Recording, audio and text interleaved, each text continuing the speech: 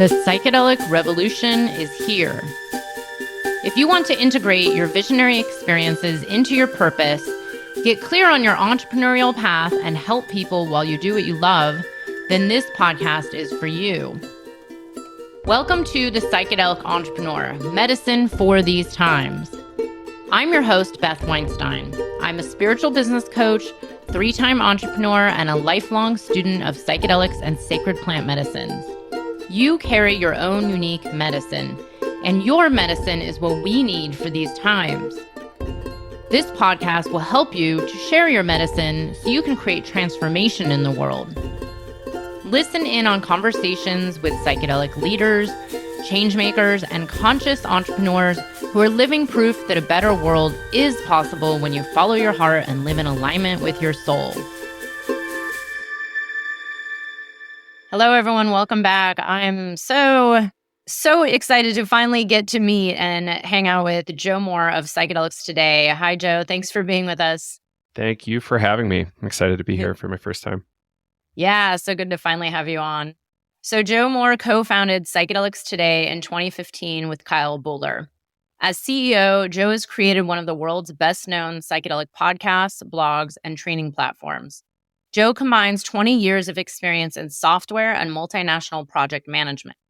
He is also an expert in transpersonal breathwork and much sought-after international speaker on the intersecting subjects of psychedelic medicine and healing, breathwork, drug policy, medical innovation, international justice, and environmentalism. And you can check out all of his links and all the Psychedelics Today links right here in the show notes. But Joe, you know, it's interesting. I've interviewed Kyle a bunch. We've become buddies. We kind of live near each other.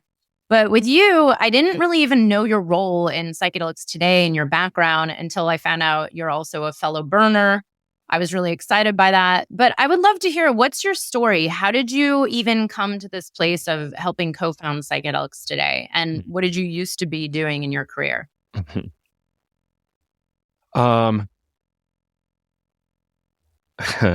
It's always fun to answer that. I appreciate it when people take pause and don't just play the tape, you know? So I'll say the first time I bumped up against this material was in 2001 as part of my philosophy undergrad. There was a book by Michael Talbot called The Holographic Universe that had references to Stan Grof's LSD psychotherapy. And I really just didn't believe what I was reading. Or I said, okay, I'm paying a lot of money to go to college, and you know, what is this all about? Like, I'll just follow up. And thankfully, my small state school in New Hampshire had 4 or 5 books by Stanislav Grof. And I was able to, as a freshman undergrad, not even doing psychology at the time, had the ability to just jump right in and read as much as I could about this like crazy, somewhat censored period in history. And found some mentors in Vermont, just a 3-hour drive from where I was in school.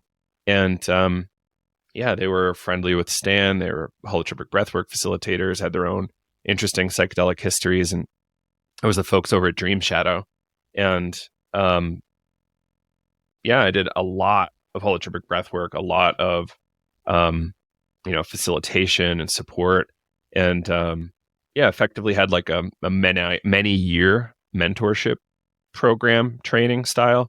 Like, they weren't really training at the time. I was just like, I'm here. Like, let's do as much as I can and learn a lot. And I loved it. And it certainly helped my drinking, my growth, things like that. Like, as an undergrad in college, like, how do you know restraint in America? It's not a reasonable thing. But somehow I didn't run into drugs really beyond cannabis at my school. I had some really extraordinarily wild cannabis experiences for sure, but no mushrooms, no LSD, no MDMA, which I'm okay with how it shook out. But years later, I was a bit depressed for some personal reasons and found ayahuasca. Some friends introduced me, and I'd started to just jump into that community. I loved it. It was really, really helpful. In one session, I was walking on sunshine and felt so much better from this kind of weird malaise that was just there for a long time. And then yeah, things really just exploded for me. I think before this, I was even coordinating psychedelic events in Boston through Reality Sandwich and Evolver, back when they were quite active. And I wanted a way into the burner world. I didn't understand it at the time. So I'm like, okay, like let's do events that are valuable for them and see if they come. And they came. At one point, I even got to do a Terrence McKenna birthday party where we actually had like a Terrence listening, which is really good. And yeah, and secret power hack, I was listening every single night to Psychedelic Salon, like all day, all night. Like I would have it in my head. So like Terrence, Sasha, Tim, all of the greats just in my head nonstop for a couple of years at least. And then I was in software, I was doing largely customer support, technical support, system engineering, and later large projects. And my heart wasn't in it, of course, as most people in corporate America understand. Like, yeah, you can do a little bit and you can pretend a little bit, but at a certain point, you get worn out. I was able to, thankfully, quit a few times, moved around, moved to Utah, just ski bumped for a winter. That was really nice, on a bunk bed with a friend, like 29 years old in a bunk bed. It was awesome. And, moved back to the East, then moved back to Colorado. And I think it was probably 2014 or 15 when Kyle and I started talking, maybe even 13. Our first conversations were me trying to talk him out of going to grad school and how it's such a con. And that was fun. And I think he was also at the same time trying to talk me into going to grad school. So that was interesting. At a transpersonal program he was working to set up somewhere. And, totally a virtual friendship. And we didn't meet until Oakland Psychedelic Science 2017. This is a bootleg poster of the conference, by the way. And and we had a great time there. And that might actually not even be accurate. Anyway, we decided we wanted to start Psychedelics Today because transpersonal psychology generally was not getting enough play in the story. And, we're seeing all these neuroscientists and others like come to the forefront, and like these non-humanist approaches where like they're important to pursue, but it's like so tangential to the more humanistic thing that like values lived human experience more, like by definition. And that's kind of where we wanted to be and restore, because Stan Groff was such a big influence on both Kyle and I that we just had to. And no intention of making a business. We just wanted to do a podcast. And one of our founding principles was, let's not get the most famous people in the space on the show. Let's try to find the least famous people in the scene that have interesting things to say, so we can broaden the conversation, broaden the base of people we see at conferences, and much more. And then courses started happening. We're like, what if we didn't have to pay for all this web hosting? And we're like, okay, let's make a course for college kids, because that's what we wish we had. All of a sudden, doctors started coming, and we had to keep expanding our offerings to keep up with the kind of folks that were coming to us. So, and that's how we ended up with Vital. There are 12 months, kind of monstrously big but amazing program.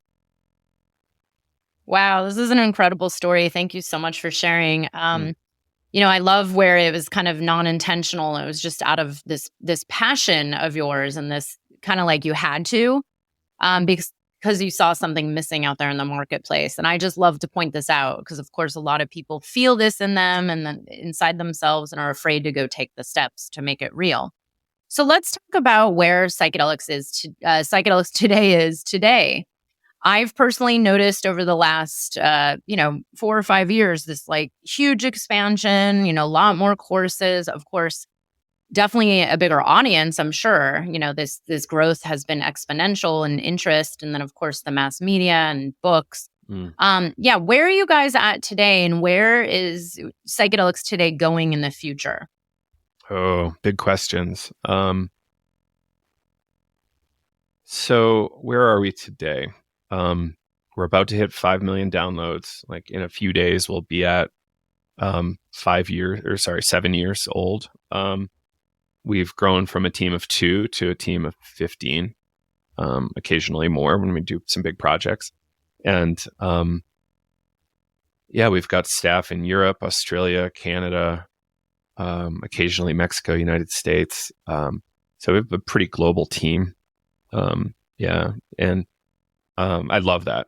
I really, really love being able to work with folks from all over the world. And we just graduated 100 people from the Vital program, roughly. It could have been a little more. I think maybe 105. And, we started that because, similarly with transpersonal psychology, we're looking at what programs were available and were they really what we would like to take? And was that really in the market? And this is the trend you're going to keep picking up on, right? Like, is that actually something I would have wanted? And the answer is no, not really. So we had to develop something that was in our kind of framework, our ethos, the Groff lineage, harm reduction lineage, we want all of our people at the end of the program to say, yes, the priority is ending the drug war almost over anything. But obviously there's political practicalities that might get in the way of that once in a while. But nonetheless, they should understand why. They should understand and be able to, have amazingly good, deep conversations on all sorts of topics. It's almost like a liberal arts degree more so than anything. And that's why we made it. And we're just going to continue to try to make it better and better over time. And that's one of my big focuses. Events, obviously, we can talk about convergence in a moment. Events are going to be a big angle for us. I'm trying to actually create a number of new podcasts that we operate and shows in certain niches. So that'll be interesting. But really our pillars are events, education, and media. And 95% of what we do is free. And that's kind of matches up with the ethos of our community, I think, that we serve. So, I want to probably start doing more stuff in Europe. I would love to figure out ways to do work in Africa and possibly Asia. Same with Australia, but nothing too concrete that's really shareable. But media and events are definitely things we're looking at there. Maybe training. Yeah. Incredible. I love that vision. And I can't wait to hear more about these mini podcasts that you're going to do. And is this all in I'm assuming, the psychedelic space?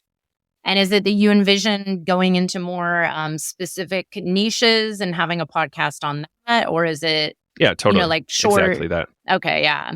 Yeah. There could be some storytelling, but realistically, it's an example we haven't even touched yet, but is a good one, is just a whole thing for mothers, right? There's already a few people out there doing content like that, but the mom niche is something that needs to get populated and served.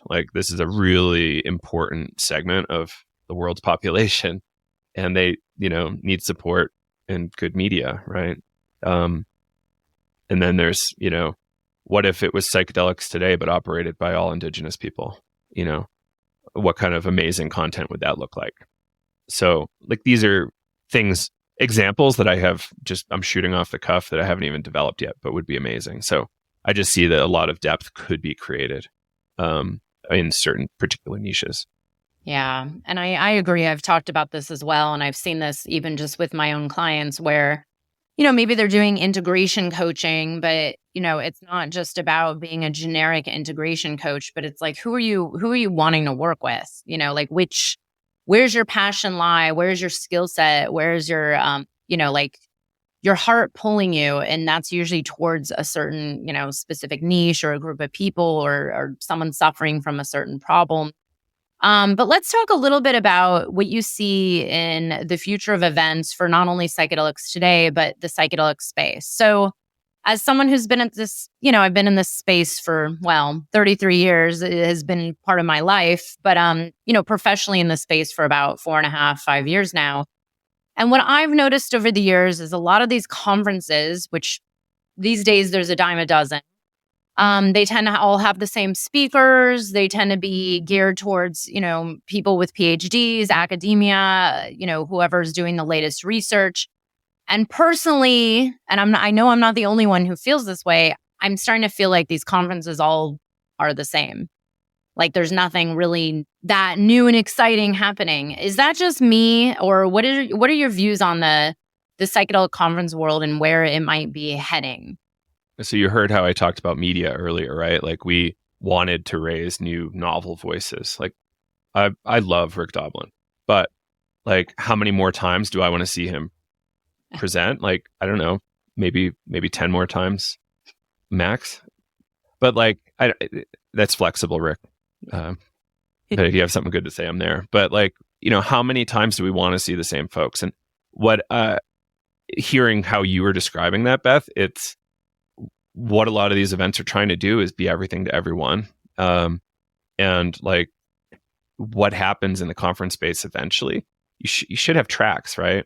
So like if we're teaching physicians, let's have a physician track. If we're having a nurse track, let's do that. Or anthropology, let's do that. And those tracks could all be individual events. And probably like there's a massive advantage towards that. If psychedelic anthropologists want to be all in the same room and make some progress, yeah, hell yeah. Like, let's not get distracted by like contemporary psychedelic art, or, all these CBD brands, which I love CBD too, but there's a lot of you brands out there. So, how do we vision, like, what do people want? People want connection. They want fun. And they also want to feel smart, and be part of that conversation. And, can every event hit all those checkboxes? Maybe, but probably not. So what we need is like niche, really specific events, right? So Lightning in a Bottle, for instance, the Southern California EDM festival has a really robust, like speaking circuit that goes on there, and activities, right? Experiential stuff like, yoga, Reiki, Tai Chi, etc. So you can do your festival, but also get smart and feel, like you're not just doing hedonism, which I'm all about hedonism too. But like some people want to blend all this stuff into one, which is great. Hell yeah. Like let's make that optionality, but it requires a gigantic festival to pull that kind of thing off. Like Convergence was trying to do this new thing. Is it okay if I jump into like what Convergence was trying to do? Cool. So, Convergence was this festival. We had to cancel it twice, unfortunately. The first time it was my fault. I was too ambitious. Second time, the city kind of just shut down the venue's ability to operate. So they weren't able to be available for us. You can verify this on the city website if you want. So they're still not open. And it's like a month or two later. It's tough. So we were trying to make a fully immersive art and community experience with a good amount of lecture and interactivity. And so we were developing custom pieces of artwork that were immersive in really interesting ways. We had community artists from LA developing other stuff for us. So there was going to be art pieces to help trigger conversation and community. There's going to be really cool like tea lounge zones for people to hang out in. And all sorts of experiences. I think even cannabis on site was going to be allowed, which like you can't really do that at Horizons inside, right? You could, but don't do it. Yeah. So we were trying to create something in between festival and conference. And that was our vision. We were going to have nightlife there. It was a beautiful art park that had 3D projection like everywhere possible. So we could have custom artwork by tons of different artists just going over these huge spaces. And yeah, it was going to be incredible. And that's what we were looking at. And we were also saying, who do we want to see on stage? And deliberately picking people who weren't getting highlighted elsewhere. So that's... Thank you. You're welcome. I'm going to be at the MAPS conference. Everybody should go. But people were telling me regularly that they were going to come to Convergence over MAPS. And I was really excited and honored by that. Like that was our vision. So, it really sucks. We're not square with everybody yet. We're still working on it. And we plan to make everybody whole. It's just a shitty situation we're in. But we do hope to do this again in some capacity. The vision might have to be curtailed a little bit for the first couple, but we're still, working on what is that intersection of, what do people want? What do you want to hear one talk about chemistry, one talk about a phase 3 trial, and like why this thing was, yeah, right. So no more. Those conferences are important and should happen, but advertise yourself as such and develop your programming like to fit certain verticals, right? Like Horizons was amazing for such a long time because the community was so small. The audience was so small and we were all fascinated in everything. Like one of the things that made me want to commit to this space was thinking, okay, across all of the different sub aspects of psychedelia, we're never going to run out of anything to talk about. Never, ever. And I said, okay, with that, I think this is more exciting than anything I'm doing in computer land. Like, let's jump in. I can probably do this for the rest of my life. And like, that's how we ended here. And yeah, with that like huge amount of things you can talk about, not everybody's ready for certain material, like, yeah, or even interested. So yeah, hopefully that's a good rundown on the future of events. Yeah. No, and I'm glad you brought this up because, for me as someone who's, I'm a business coach in this space. I don't have a PhD. I'm not doing research. Yes, I understand the chemistry and how it affects the body and all the science behind it. But what I think, because this is something I've heard from a lot of people, especially the clients I've worked with over the years, that we are more than just psychedelic therapists and researchers. There's a ton happening in the overall, industry. And, I always hesitate to use that word, but it is an industry now. And there's people doing different things. And it's like, there does seem to be this missing piece with a lot of these conferences. And this is actually what has sparked my online conference and a lot of other online conferences around, okay, well, let's go into a niche or let's talk about a social aspect of it or a human perspective and not so much like the science and the latest research and PTSD and healing trauma, because it's exactly as you say. Like, I have so much gratitude and respect for all the people in academia doing this amazing research that's pushing this ahead, but at the same time, I actually probably will not go and sit and listen to anybody at Psychedelic Science this year because it's like, yeah, it doesn't interest me anymore. And I think that's a lot of people. We're all going for the connection and the community, the networking, for other discussions that are going to happen outside of just the typical, like seeing Robin Carhart Harris speak once again, and he's amazing. But, it's like you said. So this is something I was looking forward to Convergence. This is some of the best talks I've been to is at Burning Man, or at other festivals where there's just discussion and community. So I really hope that, Convergence comes back, even if it happens to be smaller, because I think this is a lot of people in this community are craving that need for connection and community and networking, and also trying to get this right, beyond the legalities, regulations, and science, but how do we get this right as a whole? So this leads me to my next question, which is, it's a big one, but where do you see this whole psychedelics industry going? Like, do you feel that things are moving in a positive direction? Of course, the public hears legalization and they get excited, but we all know there's a shadow side to everything. And I'm curious, as someone who's really at the front lines, do you see this all going in a positive direction? And also, what are your concerns? Just a few. Keep me on track.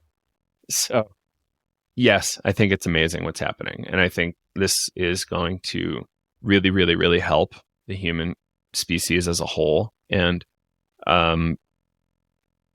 it's also going to be bumpy, right?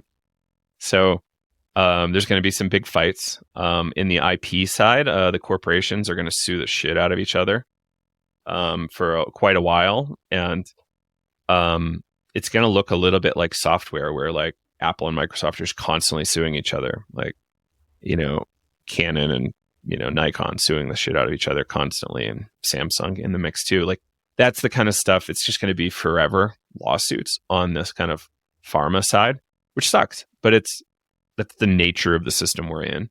Is that worse than hundreds or many thousands of people dying with anxiety needlessly, right? Or living longer with an addiction? Like, we've got to balance these things. And what is worse? Like, just because it doesn't smell right, is that really worth spoiling the party? And what I hope for, and I'm going to work for forever, I hope, is a plurality of options of access. So how can we protect ceremonial? How can we protect clinical? How can we protect recreational, or whatever the hell I want to do in my house, or Red Rocks, or whatever it is? And how do we work towards our own power when pharma is going to come in and try to apply some pressure? So that's why I think groups like Psychedelic Medicine Coalition are important to help set the stage and set the tone at the federal level. They're lobbying to open up science funding for psychedelic research, which would benefit all universities and all of us, because we'd have that much more data to work with. And honestly, the data is really young, so the data is not really all that good yet. And we should always remember that. Like, we need a few more decades. Like, we're digging ourselves out of a multi-decade hole with many billions of dollars put into disinformation and lying to us. So we're not at an advantage. So we've got to, break all those chains. We've got to really be supporting of biotech, I think, because this is the way that most people will access this. Like, I see a lot of Instagram photos of people wearing, like, I don't even know what to call this stuff, just stuff that makes you look like you identify with being in the plant medicine world. And I'm like, like, that's what you chose for your business headshot. Is that for you, or is that to help people? Is that to, like, make them feel more comfortable coming? Right. And, like, it's a beautiful piece, by the way. Feathers. Right. Like, how do we think we should be showing up in this space so that we can help more people? And that's a big thing that we need to think about. And what is our intent even, right? Is our intent to protect the traditions? Like, great, cool, go do that. But, like, does that need to necessarily get in the way of many, many, many, many people getting help that they can't get through traditional allopathic medicine? Like, I think that's a mean-spirited concept. Likewise, like, just because you want to protect the traditions, like, you think some people are worthy of healing and some people are not. Like, the conversation around veterans sometimes is really disheartening in this space. For that angle. So, like, what I think we're going to see is a lot of fracturing. I hope we see some unity. I would love to work towards unity. I've had my trust broken many times by people in the space, so it's a little hard for me as an individual to want to put myself on the line for more people. But I think I will. But it's more around, like, the trust building with people who have already broken it, and that's something that we really need to look at. And figure out what's our way forward. Have you heard the new Pam Kriskow or Paul Stamets lines about canceling and inclusion in the culture? And they've had some really good things to say lately. I don't know where it would be recorded. Maybe Psychedelic. Paul gave a pretty good pitch on that. Like, you never know the other person's story, right? But you can project all day, right? Projection is the word of our century. and for instance, like, people think we've taken on massive amounts of capital from external investors. We've taken on $0 of external capital, and, like, which is cool. It's also terrifying, and, like, there's some reasons why it's a good idea for me to look at, but that's a projection. People are like, oh, look, big bad psychedelics today. I'm like, really? Like, we give away so much. So for Vital last year, Beth, we did $211,000 in scholarship, self-funded. We had a little bit of help from some sponsors later, like $20,000 maybe total. And then this year we did over 500, so we more than doubled, and we did not more than double our students. So, we're trying to do our best here. And projection be damned. Like, you don't know unless you are there every day. And even if you are there every day, you don't really know. The whole thing's this weird tunnel of perception. Yeah. But yeah, the industry, like, we're going to see amazing developments in biotech. I think we're going to see some improvements on molecules in terms of tolerability, pleasantness, things like that. I think we're also going to see safety improvements. So, and I would hope that we work towards, like, phenotyping people for, like, what kinds of conditions are best for what kinds of treatments. I also think we're going to see developments on the recreational side. Like as we're seeing now, there's so many products with like high design packaging that, some look like the trucker pills you'd see at a gas station in the Midwest somewhere, but like some look amazing. And you wouldn't know it wasn't from Whole Foods or some boutique. So like, I think that's going to really keep pushing the conversation forward and keep developing consumer appetite for these things that are in the black gray markets now, legacy markets. So I think what we're going to see is consumer pressure working us towards a more legal frame of consumption here for recreational markets. It's going to take a bit of time, but like the consumer appetite's there. And moms are going to play a big part in that. Veterans are going to play a big part in that. I think Gen Z, millennials, Gen Y, and do you know the new one, Gen Alpha? Because it's alphabetical and they just started over again with the Greek alphabet. Oh no. Yeah. So like, I think there's going to be some interesting cultural things coming from these younger folks too, in terms of culture shift for us and, push. Do you hang out with many like people in their early 20s? Couple, not many, I do but lately a couple. because they work here. So I get to Yeah. learn so much. I also live in a ski town. So like, that's a big part of our population. It's like super young people. And, it's fascinating to hear how they think about this topic and also climate and how they relate. And it gives me hope. Yeah. So I think we're going to see some cultural change there as well.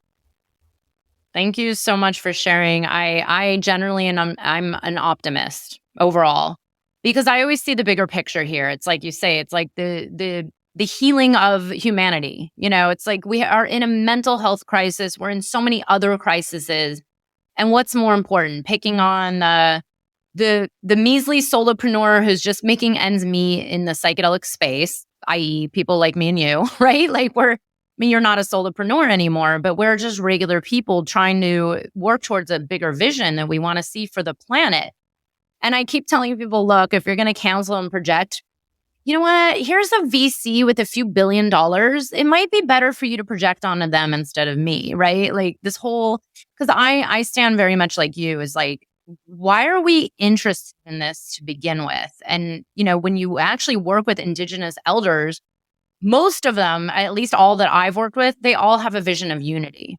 And it isn't about like, oh, well, these medicines are only for us. And because you're white, you can't come in here. Or because you're from Colorado and not from the jungle of Peru, you can't do this medicine. I have never heard that happen once. Like the people I've worked with, they're like, actually, yes, I think it's good that you're speaking about this in public because the world needs this. So I'm glad you brought that up because it has been very, I'm sure you see this even more than I do. It's been kind of contentious in the psychedelic space. It's the second money gets mentioned or the second, venture capitalists comes up, people are like up in arms, and including me at times. I'm like, oh my God, they're going to patent psilocybin strains, which by the way is already happening. But yeah, I'm curious, what do you say about because the fact is, we're in this capitalistic system, whether we like it or not, it exists right now today. Maybe it won't in the future.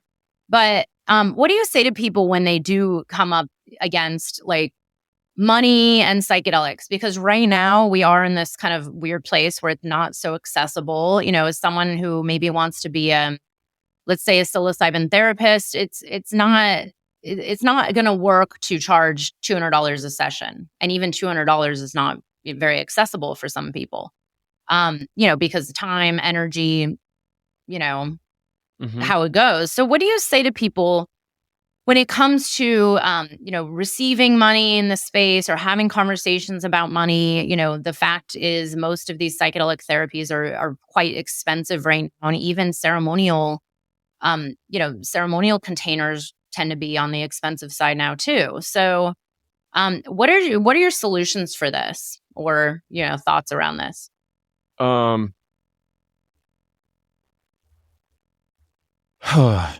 Like money is always going to make things look a little weird. No doubt. There's no way around it. And I like to say the next, 5 to 7 years of this space is probably going to look like a big shit show. And like we have to be ready for it and show up with a good poise and good demeanor so that we can bring it through. Like, this is going to be a major transition for the planet. And yeah, money is going to like really make it strange. Like, there's going to be good things that money can do. Like, once people start following the Nagoya protocols. Have you educated your audience on Nagoya protocols at all? So No. Nagoya protocols are an international agreement that everywhere but the United States has signed on to, about reciprocity with tribal groups. So if you found this and they were protecting it for X number of years or whatever, like they based on a legal treaty, the Nagoya Protocol Treaty, are obligated to figure out a way to be fair to those people. So this is something that people in the United States need to be educated on. The rest of the world has already kind of figured it out with the Nagoya protocols to a degree. Not everybody's doing it, but we can do it.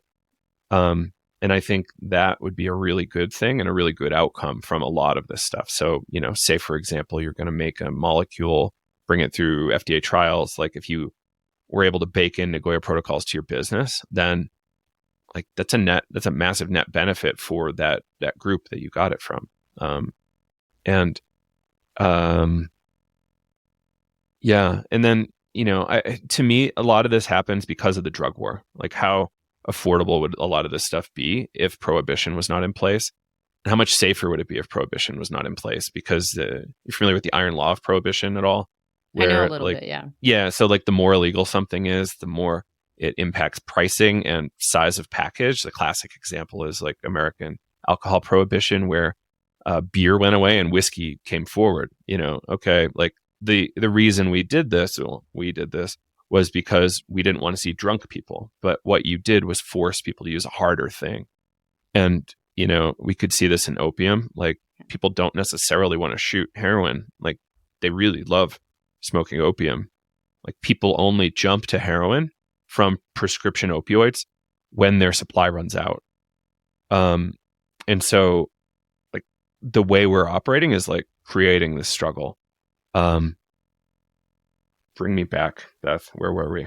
Where was I supposed to be going? The root of all of this, the drug war, because money, and harm reduction, sessions. money, yeah, right. Like, totally, it's going to be expensive. It's going to be problematic. Like, as things become less illegal, like in Colorado, we're seeing probably a gold rush right now of people in this decriminalized, aka legalized frame, doing ceremony.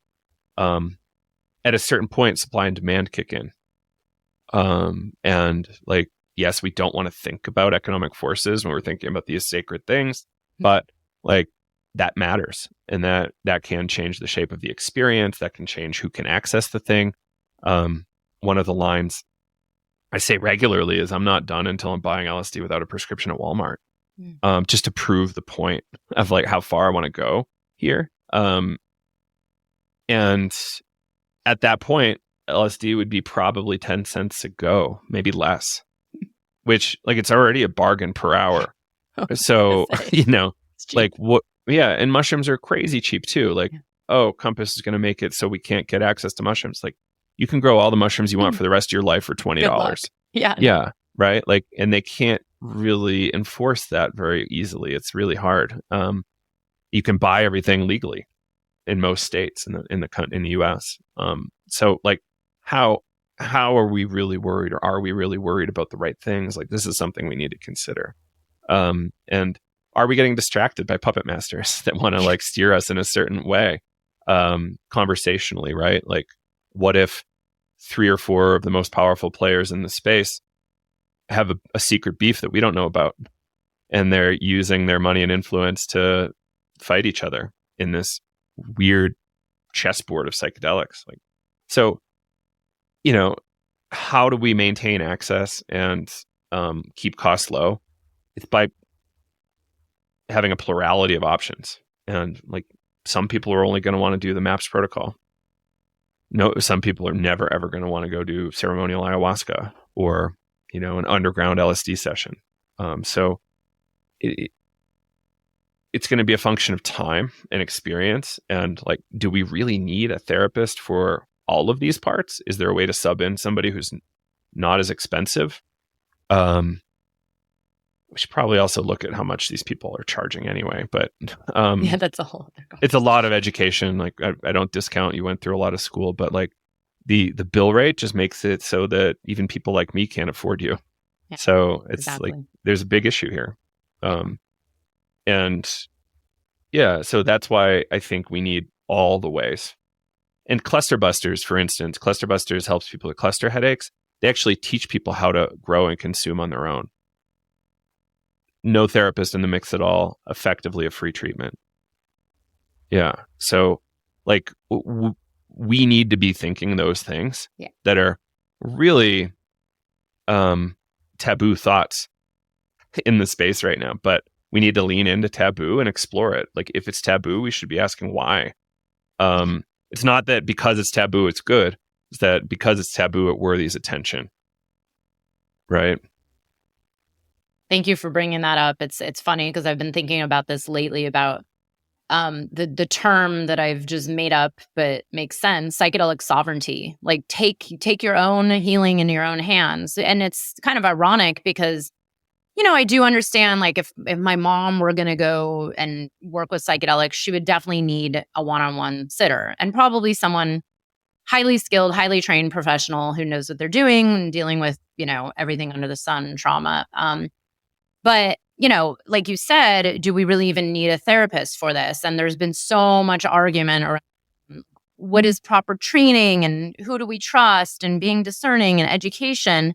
And it's interesting. I'm in a couple of these groups where it's just a whole bunch of psychedelic facilitators and it's kind of a Wild West. And I'm like, I don't know any background about any of you. And, you know, and it's like you mentioned, the supply and demand, you know, there's a demand that's quite high.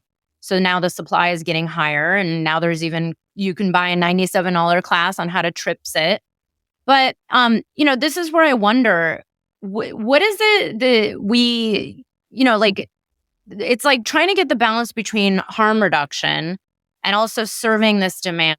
And then having people who maybe have worked with mushrooms for, let's say, 6 months, they have a few trips, they really love them, and now they want to start giving them people. They've done no training. They don't know anything about trauma or energetics or interactions or even holding the space.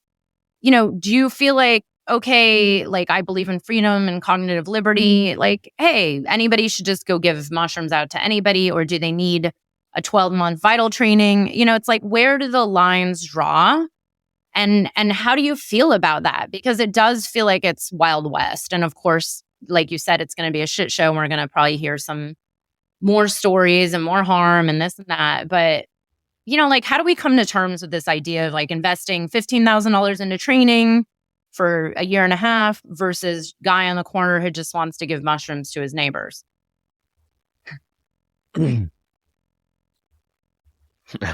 Two juxtaposed points here. Yeah. Like, humanity has been doing this for many thousands of years.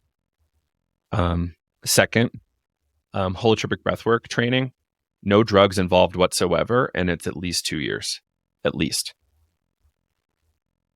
So how do we balance those two? Because I believe in both of them, but I have no idea. So what I try to do is contextualize with scope of practice a little bit. So are you actually the right person for that person? Yeah, like that's pretty much it. Like, are you the right person for that? Can you, for sure, do you believe you can keep them safe? And some people have a lot of baggage and a lot of stuff that's not okay for an amateur to just throw in, you know, like 5 grams of mushrooms too. Right? Like that's not, like, yes, a lot of these things can self-resolve, totally. Like, there is some validity there. Like, if someone does an unguided, you know, or poorly guided session, like, yeah, there's a chance you could turn out better. There's also a chance you might be in a more frazzled state for a bit. That said, that kind of like shitty post-experience state for a lot of us is part of the journey. I see a lot of our contemporaries writing and opining that anything that's a less than perfectly pleasant the whole time, like a mystical positive experience the whole time, is like bad for you and you're broken forever. What? You haven't seen this kind of rhetoric? You haven't seen this rhetoric? That, I'm like, 98% of every journey I've ever done has been negative in some aspect, but it's been the best, most transformational experience of my life. So there's people out there that disagree with us for reasons unknown. I think if they're coming from like traditional psychology, psychiatry, there's this element of, oh, that's a symptom. Like it's obviously bad side effect. So it's not a good drug. But it's like they're not understanding the full dynamic of the psychedelic experience such that well, this is the uneducated psychiatric population that we need to educate on this stuff because, they're doing the best they can, but, it requires education. Like their training was effectively like setting them up to totally not believe in any of this stuff. So how do we frame that better? Yeah. So it's a big conversation, Beth. Like I'm effectively a drug anarchist. Like I said, I think people should be buying this stuff from wherever. And imagine the reduction in hospitalizations if everybody knew their dose and it wasn't some mystery, like sexy thing. Like, oh, look over there's that, muscly drug dealer. Let's just throw in our mouths whatever he offers us. Like that's the way a lot of people are doing it now. And there's harm from that and there's risk from that. And if we, bought a boring ass package from Walmart or CVS or something, like, oh yes, 100 micrograms, great. And it looks all boring and it's whatever, then you actually know your dose. On your second time, you're probably going to know where you want to be dose wise, at least a little bit more than the first one. And, if we had psilocybin like that, if we had psilocin like that, ayahuasca like that, it's interesting because like there's risk in ayahuasca too. Like you don't know what you say you want ayahuasca. That means possibly hundreds of things. So you're not saying what you actually mean. You're pointing towards a generalized concept, right? And that's a problem for our community and for us, like, navigating this weird world together when we don't share definitions, at least a little bit. Like, I'm sure your definition of integration in mine's a little bit different, right? And like that's something that we're going to sort out as a community over time, I hope. And microdosing, like people don't even agree on what microdosing is, right? So there needs to be a lot of cultural maturation and education. Like again, we're digging ourselves out of a multi-decade, multi-billion-dollar drug war. And we haven't had a similar amount of money and resources come in to counter the drug war rhetoric. So we've got a fight ahead of us. And yes, like I would love to see everybody have that neighbor that's growing and you can go buy from the neighbor. Like to your point earlier though, like should that person step into a guide role? Probably not. But that said, like who am I to tell somebody what they can and cannot do? And I wish more people thought about that, even despite there being risk and harm, because there is often plenty of consent going on in those scenarios. Yeah, right. Like, okay, so, I hear horror stories regularly from the psychedelic space, like really, really bad ones, and I'm still not scared off. And like, because I hear worse stories about when psychedelics aren't in play. Like, I heard this really crazy story about a paraplegic blind girl that sought euthanasia recently because she couldn't get psychedelic therapy. And horrifying. And like, that's the extreme, right? And I think she was also a minor. CRPS, fibro, like the works. It was like not an okay existence. So I feel for that. And I really hate that's where we're at.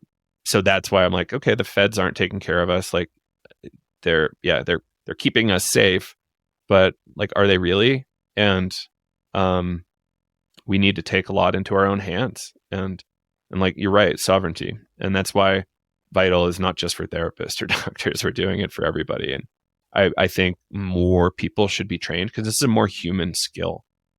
And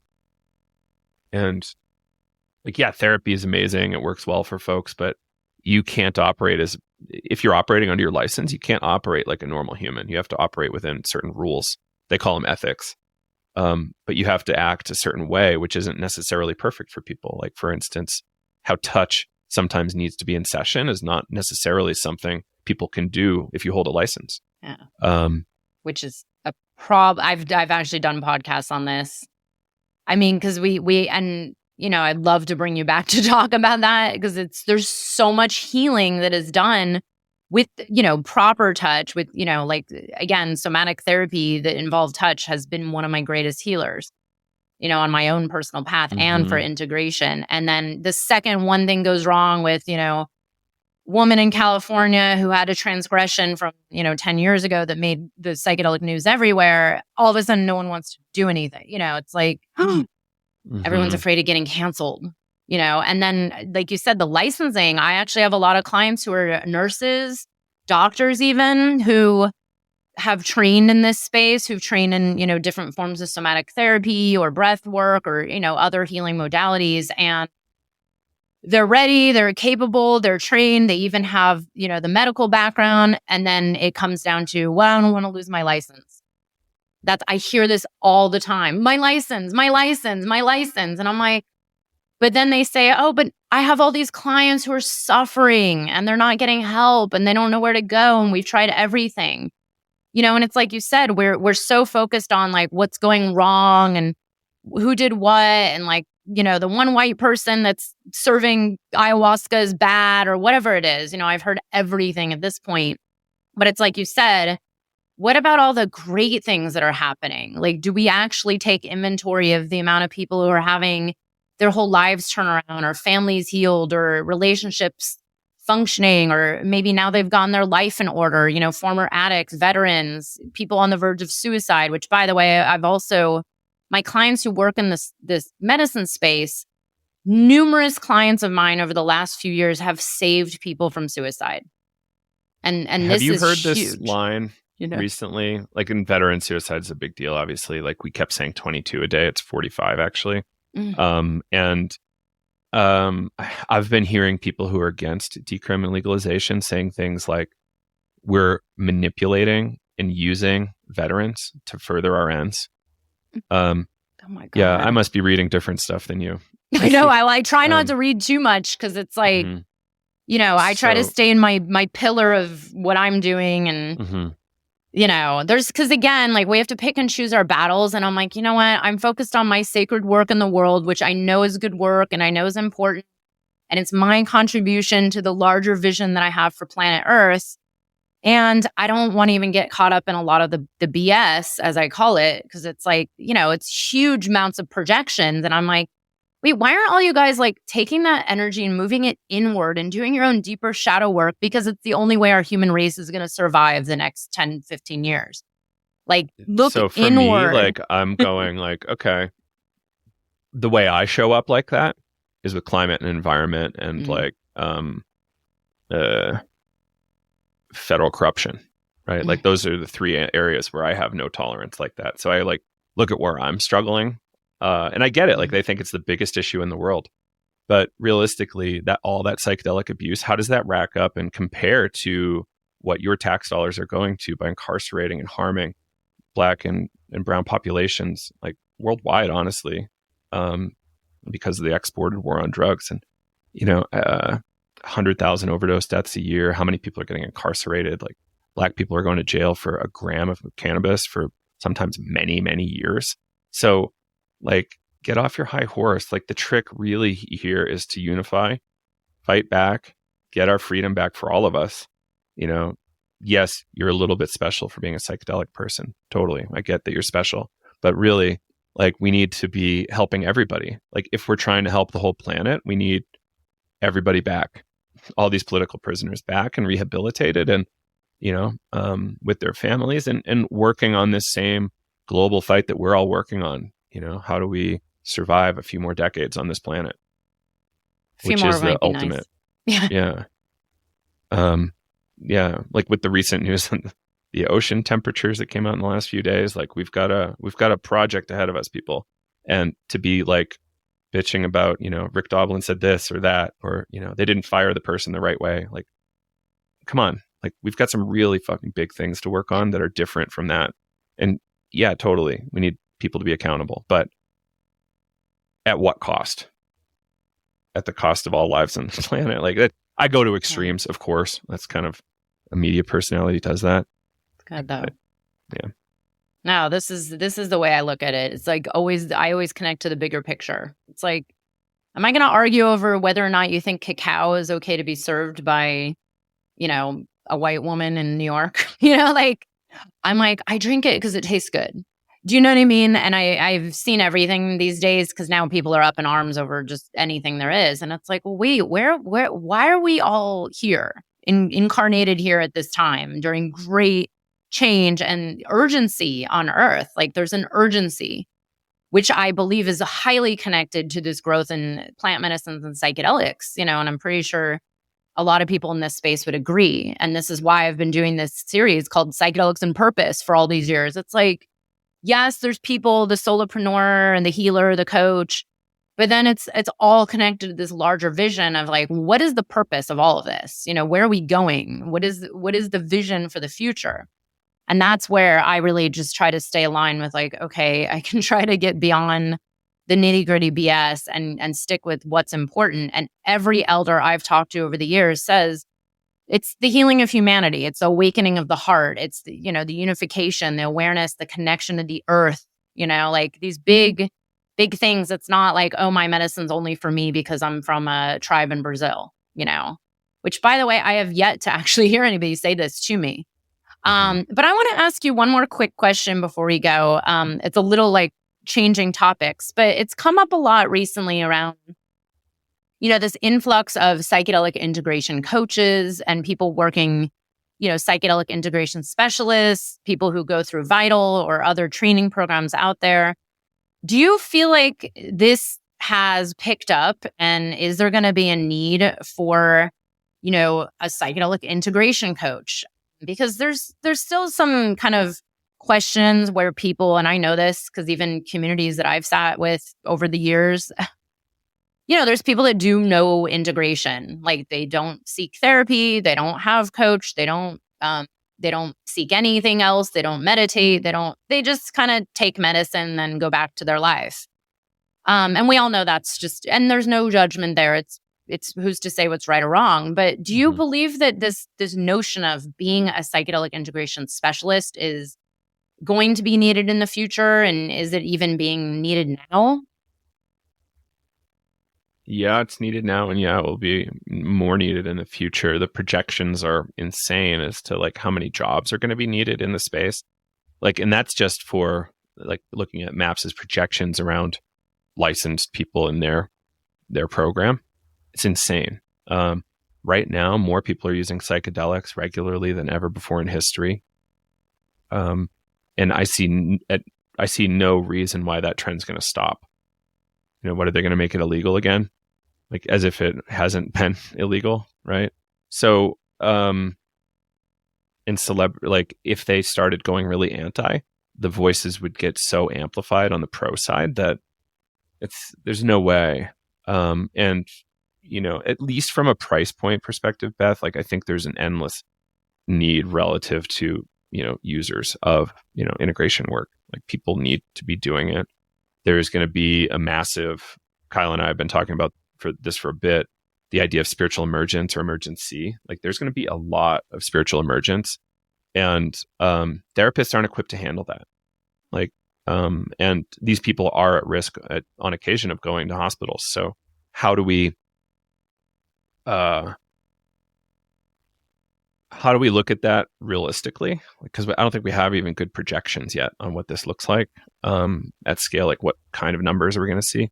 But there's going to be a need for people to be, specializing in how to care for these folks and how to bring them back well, so they're not in the hospital for the rest of their life, right? Which doesn't always happen, but it could. And it's, we need people with the skills and understanding of the human psyche such that they can address that. And Groff's book, what was it? It was his book on spiritual emergence. It was a really good one. I think Christina was the primary author. Stormy Search for Self, like, talked all about spiritual emergence. And it was about Christina's kind of battle with alcohol and spiritual emergence. And this is something that people need to get. And what I would hope in the integration world is that people keep getting educated, keep getting trained, and, perhaps voluntarily, treat it like a CE thing. Like you need to do 10 hours of CE per year at least.